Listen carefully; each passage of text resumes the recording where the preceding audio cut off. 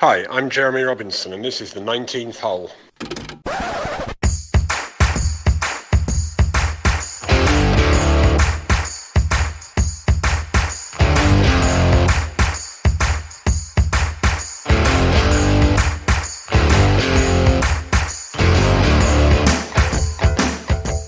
Welcome to the 19th hole, brought to you by glal.uk and now in association with Rewards for Golf.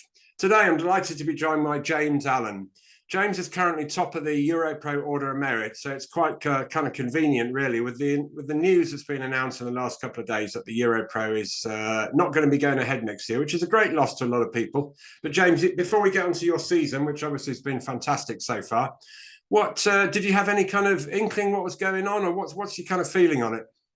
Well, no, none whatsoever, to be honest. I didn't play the final normal season event at Clevedon, and from what I've understood from other players, there wasn't any inkling that this news was going to be broken to us. Look, I mean, it's quite a shock. It's a shame as well. Obviously, it's kind of an end of an era, really. You know, the tour's been around for a long time and done a lot of very good things and supported a lot of players. Obviously, a lot of the big players out there now have started on the Europro, so it's going to leave a big hole in the development scene, I guess.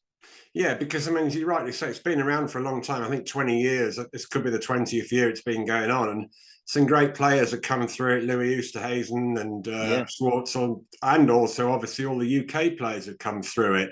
And it's a good tour for 3 rounds, television, etc. So it gives the guys playing on it, like yourselves, a good experience really of what there is to come. So, as you rightly say, it's a shame, and it's going to leave a big hole for a lot of people in the UK golfers.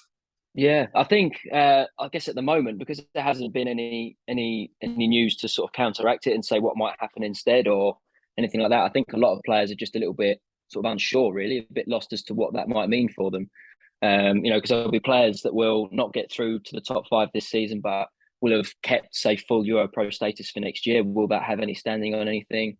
And I guess also there's going to be double the amount of players for one tour as it stands right now. You know, you're going to think that maybe Clutch are going to take things on, and obviously they've done great things over the last few years, but they can only have a field of 156, right? So, you know, they're having events this summer of 120 players, whilst the Europro have got fields of 150 players.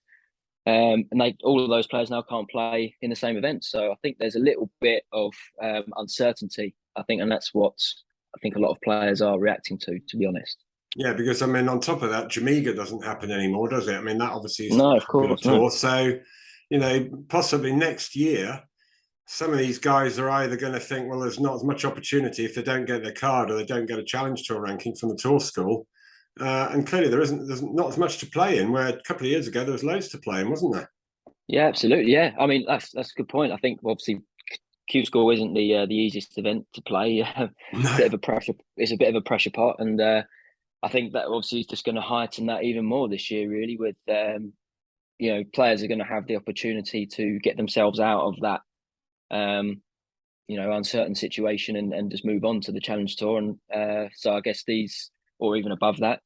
So I guess these next few weeks are even more important. So, and obviously the Tour Champs as well. There's in a few weeks, there's 45 players there that aren't. 55 players there that aren't in the top 5, and with a win could be. So yeah, it's a big couple of weeks. Yeah, it'll be an interesting feeling at the Tour Championships at Loch Earn, won't it? I mean, I think so. I think there'll be quite a bit of I don't know what to say really. Quite a bit of talking going on, won't there? I think so. Yeah, it definitely will be a little bit strange. So I think a lot of players now that haven't entered Q School. There might be some players that haven't. Maybe that might be a slight regret on their part, but you just don't know, do you? Like these things happen, and obviously, like we said, no idea about it. So I do think it will be a slightly different atmosphere at this event. That's for sure. Yeah, I mean, strange times. No one knew. COVID came from nowhere, and from players who play on the Europro, this has come from nowhere. So. But hopefully it'll sort itself out. Maybe there's room for somebody else to step in and take a few tournaments next year to give people a playing opportunity. Because there's so many guys, who are trying to make it as a pro now. And I've seen a lot of things on social media about, everybody's trying to grow the game, i.e. Live, PGA Tour, European Tour, etc. You know, it's a bit of a shame that there's all this money in the game, and you know, one of the tours seems to have gone because of lack of money, possibly. So, but anyway, we could go on talking about that for a while. So, yeah, and live as well. Throw that one into the equation. Yeah, But yeah, that just is a going back conversation. from obviously from you've had a great season going back onto the Europro Tour, a great season, a couple of wins and everything. So and a really consistent season. So you've got your Challenge Tour card locked up for next year, whatever happens, and hopefully more. The way you're playing, there's no reason obviously why you can't go through Q School and go and get your card. But from your point of view, it's obviously been a great season, but any kind of things that stand out, or have you been doing things differently, or confidence obviously is a big thing. Get a win, and you know the game seems a bit easier, doesn't it? Yeah, I think really to answer that, I've kind of got to go back to the start. Really, I think last winter I had my Sunshine Tour card, but I didn't actually have the funds to be able to go and play. And I've been very fortunate since turning pro that hasn't been the case before. So I was kind of thrown into a different situation, and I actually had to work over the winter. And I was still able to work on my game, but I wasn't able to go away and play and things like that. And I made a few changes, which I guess we can talk about in more depth later on, in terms of how I practice and what I've been doing. But I really feel that my expectation levels when I got to the start of the season were really quite low, to be honest, because I had barely played any competitive golf. I think I played the Clutch Tour the week before the first Europro event, and that was my first competitive round since the Tour Championship the year before. So I didn't really know what to expect. I know I'd put in a lot of good work, but I hadn't been away and done the stuff I had done in previous years. So yeah, and obviously managed to win the first one. And I think really the key for me there after that was just maintaining that sort of level of expectation, because in the past I've got in my own way a little bit, put in a lot of work and then almost expected too much from it. So that was probably one of the keys to this season. But yeah, and just taking advantage of when I had the moments, really. I put myself, when I look back through the year, I've had a couple of chances to win outside of the times that I have, but both times I did win, I was in the lead and had sort of one hand on it with 9 holes to play, say, and I managed to bag both of those. And if things were slightly different on those back nines, I could be in a very different situation right now. So that's probably one of the most pleasing things really for me this year, was just that I had the opportunities and then managed to take them when I did get them. So we've just gone to that in a minute, but just going back to what you did say, so you won the first event of the year and you'd only played Yep. one clutch event, so you hadn't really got a lot of playing behind you before the season No. started. Do you think having kind of expectations that weren't quite so high going into the first couple of events of the year, that kind of free you up a bit, as people say, not putting too much pressure on yourself to begin with? Yeah, massive. It did make a big difference in that respect. But do you know what? I was just so excited to be playing, because I hadn't played much competitive golf, and I'd played so much in the years leading. Before, you almost kind of just go through the motions a little bit. You kind of maybe take things for granted a little bit. Traveling around and playing all these great courses and not having to worry about it. But then having such a long time away from it, I was turning up to Harleyford just excited to play. And that to have a chance to win the first event going into the final day was just a bonus, really, in my eyes. I kind of felt that I would sort of progress through the season and improve through the year, and I really did back myself that I would have finished top 5 at the end of it, but I didn't expect to get off to such a hot start. But yeah, I think I was just so happy to be out there and playing, and that obviously showed in my golf. And yeah, obviously, like you say, expectations weren't that high either. Yeah, but also when you said about, with 9 holes to play, you had kind of one hand on the trophy, and you managed to do, to win the tournament, the first one of the year. So that must have given you, not just for this season, that must have given you a lot of confidence going on to the next few events, but also, when you go on to play on the Challenge Tour next year, or hopefully the main tour, and you're getting a chance, and you have a chance to win. Winning's never easy anywhere. So to have won 2 on the Europro this year, you might get a chance next year, and you might look back on the experiences from this year, and it'll help you in a massive way. Oh, absolutely. I think that the feelings and being just being aware of what they're going to feel like. There's no sort of surprises on the day of feeling in a certain way, and there's always for me this year, but in both times I won, there was always sort of certain moments in that round that were quite key. And as a player, you kind of recognise those, whether that be a certain shot or a decision you've got to make. But I think having the backing of making the right decisions in the past and looking, being able, hopefully next year, be able to look back on this year, and use those scenarios that I dealt with well to my advantage next time, and hopefully win a few more. Yeah, I must say, winning is winning, and wherever you win, and it's not easy to win on the Europro Tour. I mean, No, there's loads of good players. There's a lot of good players, and if you can win twice in the season on there, it's got to give you a lot of good feelings, really, for hopefully when it comes around next time. So after that first win, it was really a question of just carrying on playing nicely, and you got another win. But have there been any points in the season when the game's kind of felt like it's going off a bit, and what have you kind of done to try and get it back on track? Yeah, definitely. I think I played the first 4 events, and I was in contention really at some point in all 4 of those. Yeah. And looking back in hindsight, I really wish I didn't play Camberwell Park, which was the 5th event, because I kind of booked myself in to play all 6. And there was a few signs the weekend after leading into Camberwell that I didn't pick up on. So like I literally was sleeping for 12 hours without even trying a night over the weekend, which I think at the time I was like, oh, I've recovered well and I'm good to go next week. But by the time I got to Wednesday, I was really quite tired, more mentally than physically, I think. But I found myself out on the course, like not really I'm making simple adding up errors and little things like that I wouldn't normally do. So it was quite a big learning curve for me, really, to try and be a little bit more aware of my body and how I'm feeling, and try not to sometimes just push through things.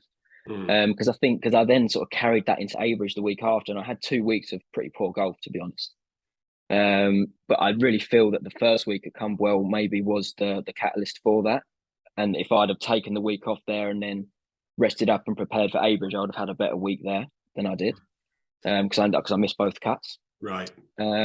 Which, it was then it gets to a point really where the season can go one of 2 ways, because with the way the prize money breaks down on that tour, you really kind of do have to win twice to have a chance of getting through, even though people like Mikey Stewart and that and Dermot this year have been so consistent that they've racked up seconds and things as well.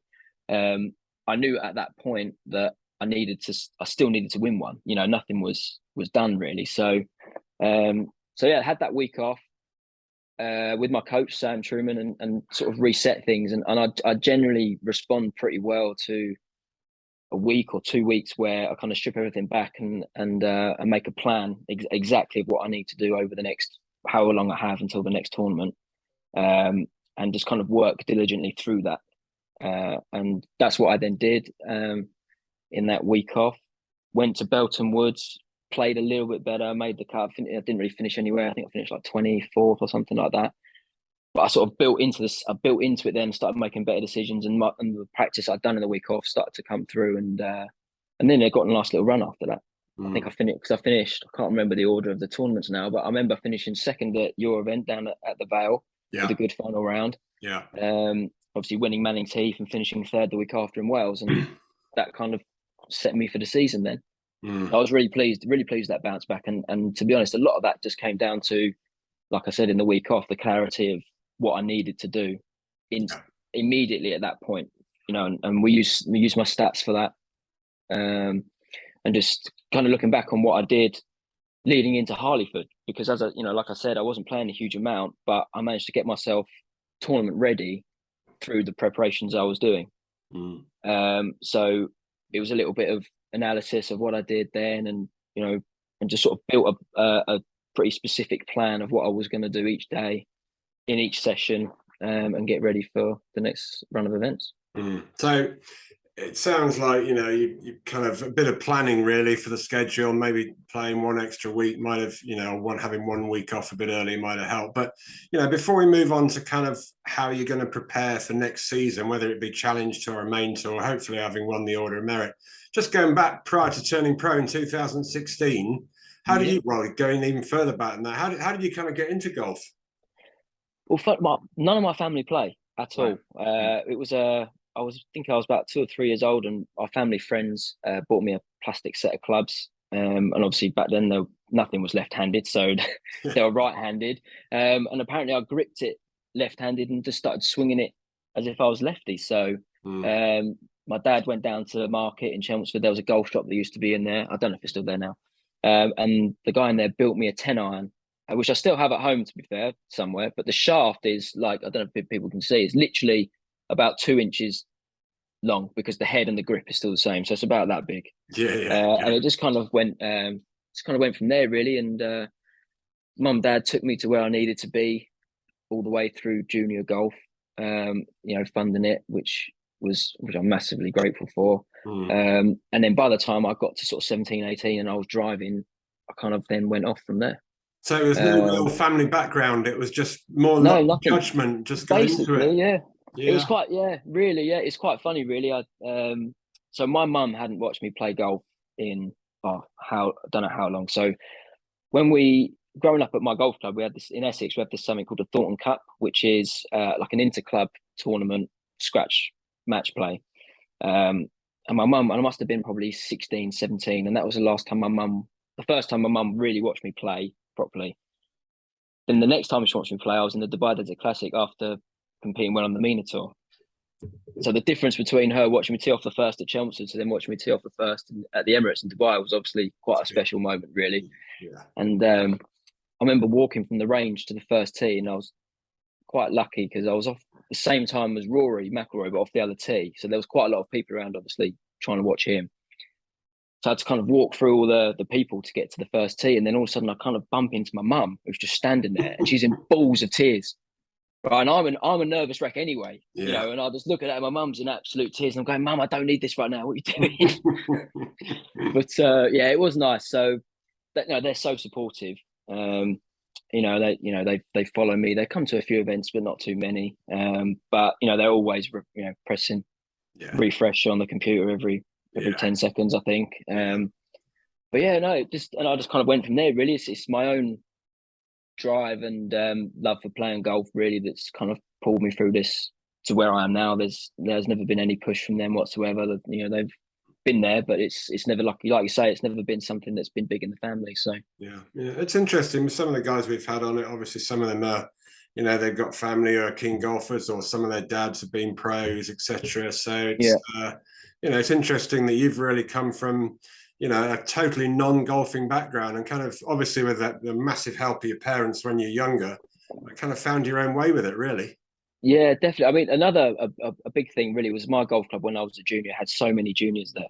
Right. And we had loads of little comps through the summer holidays. There was probably really a group of about 15, 20 of us that were up there every day through the summer. We'd socialise outside of golf as well. So it was a place that I wanted to be through the summer. So I never really saw my school friends through the summer through any holidays, because I'd just be at the golf club every day. And that's things. And I met my girlfriend through the golf club, and her family are all very avid golfers. And it's just kind of grown from there, really. And when you had grown up there at the golf club, was the pro the coach, or did you just kind of learn to hit it on your own? Well, actually, I think who everybody might meet a little bit later, Andy was actually my first golf coach. All right. Okay. So he was at the golf club. I never really saw the head pro at the golf club for lessons. Andy sort of started me off really when I was 10, 11. Okay, all right. So moving on then. So hopefully the season ends well at Lochern, and you win the Order of Merit, and you're the champion of the Europro Tour. But whatever, you've got your card locked in for the Challenge Tour for next year. So obviously, as in going into the tour school, which is obviously an important time. With the challenge already been there, take a bit of pressure off you, or do you think you're really even more keen now to get on the main tour the way you've played this year? Well, it's lovely to be able to go there for once without it being the be all and end all. Yeah. Excuse me. Every year I've gone there, I've never had anything in the back pocket as a bit of a sort of an assurance. So I am looking forward to going playing there a little bit more stress free. But at the end of the day, like, one of my main goal this year was to get my European Tour card. Yeah. So I still have that to achieve, and I still really want to achieve that. So by no means am I going in, half-hearted or taking the foot off the gas at all. But obviously, and also like because I've played on the Challenge Tour before, like 2017, 2018. Like I know what it's like out there, and obviously I'm very excited to know that I can be playing there next year. But I would very happily also be playing European Tour. I don't, no, you don't want to settle for Challenge Tour because there's a lot of golf to play after that, and the Challenge Tour's even harder, to get off there. And so if you can miss that and move on to the European Tour, why not? Yeah, well, exactly. Just the way you've played this year, if you could get through and get your card at the tour school, the confidence you must have accrued this year, you'd be in a pretty good place, really, going into next season. Yeah, definitely. I think I've just got a good setup off the course in terms of like the people around me and how I'm working on things and what I'm doing. So, and I think having the experience of playing those levels before, it's not going to be overly new to me. Like I feel like I've got a reasonable idea of what is required to play well out there. Yeah. And what sort of elements of your game need to be really good. And, because unfortunately, I feel like that's one of the issues that happens with on the development side of things. You don't necessarily play tour setup golf courses, and certain shots that you need to have, and certain skills aren't necessarily required as much just because of the courses you're playing. Yeah. And that's no fault of anybody. It's just reality. So when you get out there, the first time I got out and started playing some European Tour, Challenge Tour stuff, you started dealing with different things and suddenly realizing, actually, hang on a minute, maybe I don't actually have as much control of my ball as I thought I did. Yeah. So yeah, I think I would be in a better place definitely going back out there now. Just from the experiences and things. As you rightly say, though, I mean, the course is certainly for the European Tour. They're prepping them all year for when the event comes, a rough sticker, etc. As opposed to the Europro, when a lot of them are, they're members' courses. They're good courses, but obviously the members don't have the rough too thick. So it is a different kind of way. But having said that, the condition of the courses on the European Tour or the DP World Tour as it is now, and the Challenge Tour, are very, very good these days. They have agronomists for both tours, so it's really good. So moving on, hopefully you'll get your main tour card. And if you do get your card at the school, there's not really much of a break from tour school moving on. The first few tournaments of the year, but over the winter time, you do get a bit of dead time, and the tour doesn't start. Even if you get your card on the main tour, January you won't be playing that much because obviously the big tournaments, Abu Dhabi and Dubai, the tour school might not get into those. So you haven't obviously got a plan, but in those kind of in the time off in end of December, January, where you are now is a great spot that you've got where you can go down and practice. Are you gonna bring in the main man and just give us a little tour? Of course. Yeah. So this is the Swing Warehouse, yeah? This is the Swing Warehouse, yeah. We are in Chelmsford area. It's in the East Hanningfield estate. Right. Industrial estate. Bring Andy in here, yeah. This is Andy Pastel. Andy, give us a little guided tour and tell us how this bit looks. It looks fantastic from here, I've got to say. Just give us a brief background of how this has come about.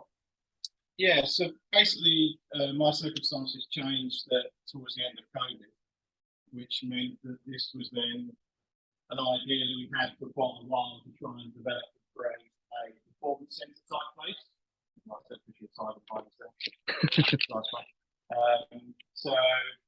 And this is where this really came about, going through something where people actually do a lot of performance training. Yeah. For example, and really get something of this nature in this area, there's nothing really in this area that's done like this, really, this kind of format. So this is basically the vision and what we're trying to create. Yeah. It looks, it looks fantastic. So apart from James, do you get one or two of the other boys coming down there and using the facility? Yeah, so James also comes down, Curtis Snipes comes down as well, Georgina Blackman, she's been down a bit over the winter period as well. A few of the other guys will probably pop over at some point. I mean, Todd's been down once or twice, Clemens. So there's a few of the guys using it, so we're really just trying to get more and more people aware of it and get them down there to use it. Yeah, well, I'd say it looks, James is a lucky guy. It looks a great facility for him to use in the wintertime. It's been awesome. I think it's, having no issue with weather, and having the access to sort of GC quad and all the numbers and things like that. You can do some really great work in here. So it's been, it was a big part of my winter period. Obviously, not, like I said, not being able to get away anywhere, and working. Pesty was always down here sort of 12 hours a day. So Andy was always down here. So I was always able to come down here. It was always fitting around my schedule, and it's been really good. So yeah, so a bit of time spent there, and obviously I see on Instagram, you go to the gym and that. So it's a kind of practice and physical fitness over the winter time to get you ready for the season then. Yeah, definitely. I mean, so my last winter was, I would basically work from say 9 till 4 in the afternoon, and then, or 9 till 3, I'd be down here by sort of 4:30, practice from 4:30 till 7:30, 8 o'clock, and then go to the gym and then go home. So I did put in a fair bit of work over the winter, but I think my work was pretty efficient and smart as well, because I didn't have all the time in the world. But in a way, I almost made more of that time, as opposed to having 8-9 hours in a day and maybe not being as efficient in that period. So I think it all depends how you flip it and how you see it. You could take it as I haven't got the time, or you see it as, I've only got this amount of time, so I best make the most of it. Well, I was going to say, from both of you guys' point of view, the time you spend down there pre-season has got to be crucial for getting everything, in track for the season to come ahead. Because as you've done this season, it's great to get off to a great start. You get off to a slow start, and you start to question yourself. Yeah, definitely. I've always been notoriously quite a slow starter to seasons. And I've kind of always wondered as to why that might be.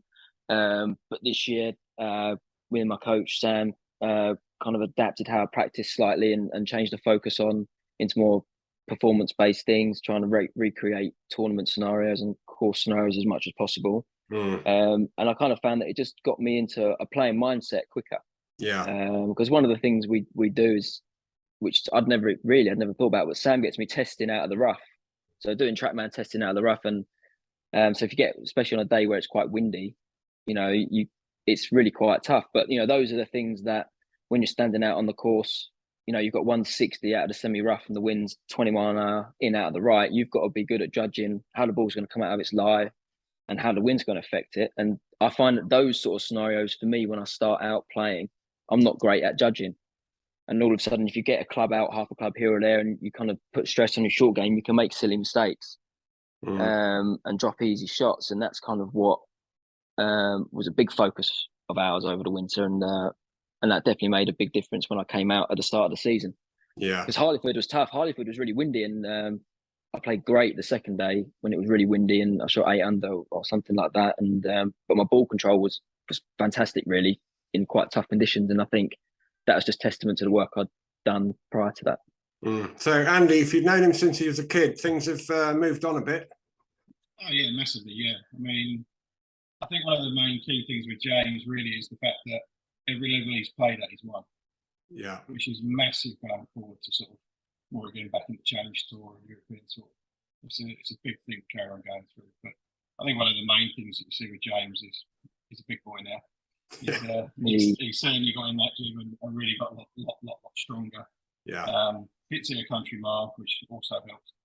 But he's come a miles. I mean, even from the work we did beforehand, you can see the stepping stones moving forward that he's made to really target up and strengthen everything throughout.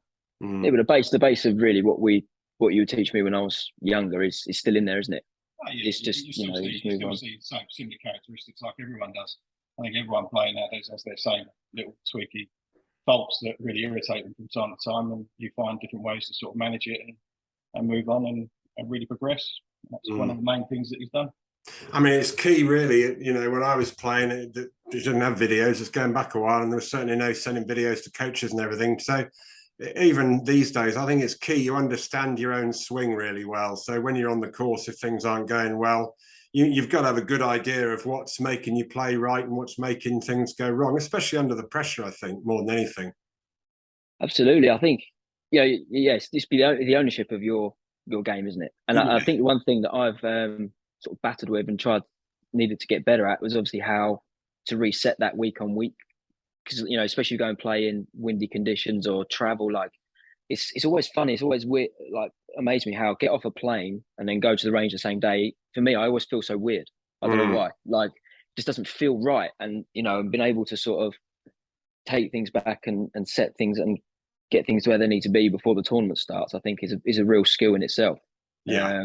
And I think the people that are the best at doing that, it's not luck. There's methods and procedures they go through, and that's something that I've needed to improve on. And I have definitely improved it, but I need to get better at it for sure. So you kind of the guys around about you helping. Obviously, you got your family and that, but as in for the golf side of it, you've got a coach. Yep. The guy, do you have kind of a trainer, or do you kind of do that yourself, really? No, I've got a trainer. So his name is Dean McVie. He's up in Scotland.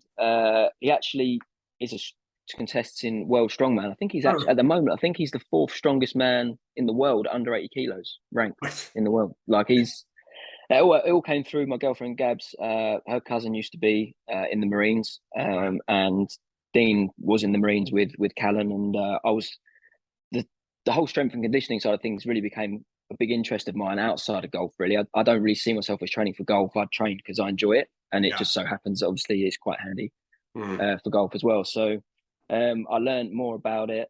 Started to learn about like the periodization. I'm doing a U here. Periodization of a plan. Don't swear like I do. And I just kind of learned that what I was doing could have been better, really. And Callan sort of sent me down Dean's route. And yeah, it's been really good. I've seen some big gains there. So I enjoy that. And I work with a guy called Kevin Goody on my he's a psychologist, but also sort of performance coach as well. He's a guy that I've worked with since I was sort of 15, 16. He's just at my golf club, but has done some of the Carl Morris. Okay. I can't remember courses and things like that. We've had Carl Morris on this. Have you had Carl on? Yeah, he's been on. Yeah, he speaks so well. Yeah, and Kev's I think learned quite a lot from him, and he helps me out and sort of monitors my progress. He does a lot of stuff for me actually.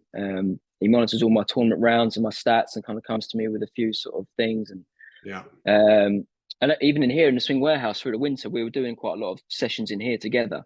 There's one thing that we were speaking about was sort of space in practice. You when you get out on the golf course, there might be 15 minutes between hitting a certain shot. You don't stand there in the range and hit 10 7-irons in a row, 15 7-irons in a row. That never happens on the course, does it? So we tried to split my practice up slightly differently. So we started running tests simultaneously, which we did in here. So I'd have on one screen, I'd be taking sort of swing data, trying to do what I was doing there, then move on to the next bay and hit a wedge shot. I was doing a wedge test. And then go on to the putting green, which is over in the corner, and do sort of a holding out drill and sort of run those 3 simultaneously to try again recreate tournament scenarios. It was interesting to say that, because Carl Morris was saying that he did stuff with the England cricket team, and he did stuff with goalkeepers as well, actually. And he was saying that although it sounds a bit strange, but goalkeeping is similar in time management to being a golfer. Because you can stand there as a goalkeeper and you do nothing for 10 minutes. And then all of a sudden, all the action's right next to you. And if you made a bit of a mess up, it's your fault. So it was interesting you just said that. It was exactly what he was saying about helping people, to kind of get through what you call dead time when there's not a lot going on, which for golf clearly is a lot.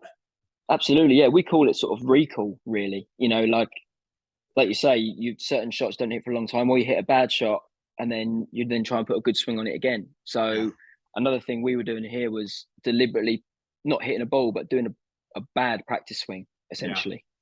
And then trying to then make the right move, just to try and practice sort of like I said, the recall side of things. Which, because one thing I struggled with in the past was, I could carry things through rounds. And if I had got off to a bad start, or I wasn't hitting it great in the first few holes, I'd sometimes struggle to find it on the course, essentially. So that was sort of the method behind the madness, really, is to doing a bit of that through the winter, just to try and get better at going from bad swings to good swings. But it also helps with the understanding, really. Because I think if you can understand how to put a bad move on, how to swing badly for you. It's almost, for me, it heightened the sort of sensation of how that feels. And then when I'm playing, I can almost, when I hit a bad shot, I can almost diagnose it a lot quicker. Yeah. Because I've done it a lot, I've done it, but then knowing how to counteract that straight away is a skill, I think, and a skill that you don't hear many people really talk about. I'm sure a lot of people do it, but it's definitely something that I've spent quite a bit of time trying to get better at over the winter. Yeah, well, I definitely think it helped me this year, because there's been quite a few times where I've not necessarily started fantastic, but I've managed to find it on the golf course and turn rounds around. Yeah, well, that's what you were saying earlier about, knowing your own swing. So even on the course, if you can see what kind of what's causing you to play badly, what's causing you to play well, it's not a quick fix, but it gets you going on the course, which has got to be a big plus to a professional golfer to be able to do that. Yeah, 100%. I think it's easy to start going down quite a bit of a spiral, out there. If you start hitting a few bad tee shots, and it's then very difficult to see good shots happening. Yeah. If you hit a few tee shots left and then all of a sudden there's water on the left on the next hole, it's only natural that the first instinct you do is try not to hit it in the water, isn't it? So, going through those things and trying to make, I think, practice as uncomfortable as possible is a good way of trying to, get used to that feeling, really. Yeah. Practice. It's always going to happen. You're always going to have to be dealing with that. Yeah, practicing under pressure. If you can recreate a bit of pressure, it's got to help, hasn't it? Absolutely. Yeah. So just moving on then, really, or kind of finishing up in a way, but whether you're a challenge tour or whether you're main tour, you obviously set yourself some goals next year. Do you set high goals, or do you set more realistic goals, or are you a goal setter? Yeah, I am a goal setter. I changed how I do it now. This year, I changed sort of how I look at it, really. So I have my outcome goals, which will be, like say this year was European Tour Card, Challenge Tour Card. I think a Europro Order Merit winner was on there, sort of ultimate multiple wins and things like that. Things that are the outcome. I have performance goals, which are sort of what I do in my practice sessions. Yeah. And things that are down that route, and then oh my word, I've forgotten it. Performance goals, and then sort of my day-to-day stuff. Sort of like that allows me to perform well in practice, that will then allow me to reach the outcome goals. So, good sleep, food, just ticking off sessions, so planning my sessions, all these things that I have that I try and tick off on a daily basis to make sure that process goals, that's what I was looking for. That I try and tick off daily, which then it's somewhat like a pyramid, really. Yeah. And that's the way I try to look at it, because those outcomes you can't really control, because you can go out there and play as well as you can, but someone could have the week of their life and still beat you. So yeah, absolutely. It's difficult. But next year, I think I'll see where I'm at after Q School, and then I'll assess what my outcome goals will be from there. Yeah. But the performance goals will maybe change slightly. Me and Sam are quite fluid with those. But the process stuff, I don't think will very rarely change. It's kind of just the bread and butter stuff that sort of links on to the performance and outcomes, really. Yeah. So before we finish, I've asked every kind of person and people who've been on the show, and it'd be interesting to get your view on this, Andy, as well. To start with you, really, Andy, if you just come a bit closer to the screen, then I can hear you a little better. But talking about live golf, obviously the face of professional golf has changed dramatically very quickly. And from your kind of perspective, someone who's dealing more with the public who play the game, what's your views on it? It's a tricky one with me, because some of what's going on kind of relates to a little bit with what the PGA do to regional players. Yeah. So I can kind of understand a little bit where some of these other guys are coming from. However, they already have a lot of money involved in what they're playing. So look, I don't think it's necessarily a bad thing. It's more opportunities, maybe. Yeah, they're doing it. These are guys that are coming towards the end of their careers, most of them, and they're getting a bit of a payday from it. They're not going to probably earn, controversial one, but they're probably not going to earn that amount of money over the next 3 or 4 or 5 years of their careers. So fair play, if that's what they want to do, they want to do it. I'm a little bit surprised with a few of the younger ones. Bearing in mind as well, when there's no guarantee on their world rankings. Yeah. Of what they're going to be able to get or they're going to achieve from that. So for me, that seems a bit strange because it almost kind of looks like their ambition to maybe try and compete and play in majors. Maybe they're not that worried about it; they're just preferring the money. But you know, it's golf at the end of the day. The more opportunities that are there for people to play, it's never a bad thing, I don't think. But I do think they could probably have dealt with the whole situation a bit better. Yeah, well, I think that is the key to it, really. I mean, I'm not against it. I think it's good. I enjoy watching it on YouTube, actually. I think it's been good, no adverts and that. But I totally agree with you. I think they could have dealt with it better. And they've just got to be careful they don't kind of tarnish golf, really, and put people off it. That's the main thing. So, James, I won't ask you if they come along with an open checkbook after you've won the Europro Merit, whether you'd go and join them. I won't ask you that question. But from your point of view, it obviously is not making a massive difference to you at the moment, Liv. But you know, what do you kind of think? What are your kind of mates saying about it? To be honest, I think because obviously we're nowhere. Well, I guess you never know, but at the moment, like you say, it doesn't directly affect us whatsoever, and we're kind of nowhere near, you know, being able to play in something like that. So it hasn't made a big difference to me. But looking at sort of say the European Tour prize funds, they've increased. Yeah. I can't see how it's a bad thing, really. It's just more competition, right? So everybody's got to sort of up their game. Yeah. You know, being a little bit controversial. I guess that's almost like what's happened with the Europro and the Clutch Tour. Yeah. Over the last couple of years, you know, there's just another person in the field trying to do something better than you. So I don't think it's no. I mean, it's a bad thing at all. I think it's just a bit more competition, and you know, the European Tour obviously doing their best to keep up, aren't they? Or, yeah, you know, I think provide everything for the players. I think that's a pretty good comparison, really, because that's kind of what's happened with the Europro Tour to a certain extent, arguably, and you know, the Live Tour has increased the prize fund, certainly for the PGA Tour. You know, they found all that extra money. The prize funds, exactly. You rightly say, on the European Tour or the DP World Tour, they're going to go up. So whether you like the Saudi money or not, it's as Andy said as well, it gives more opportunity, and it's got to be a good thing, really, as long as they can. I think they've got to get together at some point and try and work out and stop this kind of spits batting about on social media that they do. It's kind of, I think everybody's had enough of it now, but you know, it's just good for, if you're a golf fan, it's great. Yeah, definitely. I think quite a lot of the gist I get from a lot of sort of my friends that are just sort of club golfers, they like watching it. You know, it's almost like the F1 type scenario where they have teams. They've got, you know, you watch the prize giving, and you know, they've got music playing and spraying champagne everywhere. It's just a bit more fun. I think a lot of people, you know, they're trying to get younger people into golf, aren't they? Yeah. And I don't think it's a bad thing at all. It's a bit more appealing to the younger watchers, I'd have thought. Yeah, no, I totally agree. I think it's, I say I'm the same. I got a couple of mates of mine who are not big golf fans, but they enjoy watching it. Because you say the prize given at the end is a bit different and everything. So we'll see what happens with it anyway. So, but thanks very much for both of you coming on. And next, if I come down that neck of the woods, I'll be sure to come and visit you, Andy. It looks like you got a great facility there, mate. So best of luck with that. You'll be more than welcome whenever. And James, good luck for the for Lochern. Good luck at the tour school.